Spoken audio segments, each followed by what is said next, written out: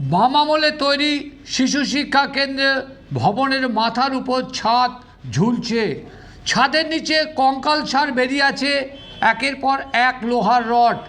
বিপজ্জনক এই ভবন নিম্নমানের তৈরি নিয়ে উঠছে অভিযোগ, যেখানে শিশুরা ভয় পাচ্ছে স্কুলে ক্লাস করতে। এমনই ছবি দেখা গেল দেগঙ্গার নূরনগর গ্রাম পঞ্চায়েতের খেজুরডাঙ্গা শিশু শিক্ষা কেন্দ্রে। তৃণমূলের জামানায় নতুন দ্বিতল বিশিষ্ট ভবন পাশেই তৈরি করা হলেও সেই ভবনের শৌচালয়ের দরজা না থাকায় ও পানীয় জলের কল না থাকায় উঠছে একাধিক প্রশ্ন। বিদ্যালয় তহবিলে 90,000 টাকা বরাদ্দ পড়ে থাকলেও সেই টাকায় কেন সংস্কার করা হচ্ছে না? ভেঙে যাওয়া শৌচালয় ও আমফানে উড়ে যাওয়া টিউবওয়েল, যা নিয়ে প্রশ্ন তুলছে স্থানীয় গ্রামবাসীদের পাশাপাশি খোদ তৃণমূলের পঞ্চায়েত সদস্য। কি চাইছেন ওই শিশু শিক্ষা কেন্দ্রের শিক্ষিকা? সবটাই শুনুন আর দেখুন। এই বিদ্যালয় ভবনে পড়ে আছে এভাবেই। আমরা খেজুরডাঙ্গা গ্রামের বাসিন্দা। আমাদের গ্রামে একটা এসএসকে স্কুল হয়েছিল। বর্তমানে এই বাথরুমের দরজা নেই, বাথরুম নোংরা, আগাছালা ভর্তি।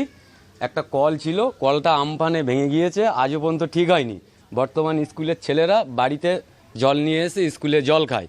এবং এই মিড ডে মিল যে রান্নাঘর, এই রান্নার মেরামতের জন্য 90,000 টাকা এসছে আজ থেকে 2 বছর আগে। আজও পর্যন্ত স্কুল কর্তৃপক্ষ এখনো 10 টাকাও খরচ করিনি। আমরা চাই ওই 90,000 টাকা সঠিক যে স্কুলের যে বরাদ্দ, সেই বরাদ্দর মতো কাজ হোক এবং একটা কল বাচ্চাদের পানীয় জলের ব্যবস্থা করতে হবে আর বাথরুমটা মেরামতের ব্যবস্থা করতে হবে। আমার নাম মোহাম্মদ ইসমাইল মন্ডল। এটা হলো বামফ্রন্টের আমলে এই স্কুলটা করা। টিএমসির আমলে পাশে যে বিল্ডিংটা আছে ওই বিল্ডিংটা আছে নিয়োগ করা। এটার কি অবস্থা, কি ভুল করে? এ ভুল মানে ছাদের অবস্থা প্রবলেম, বিম টিম দেওয়া হয়নি।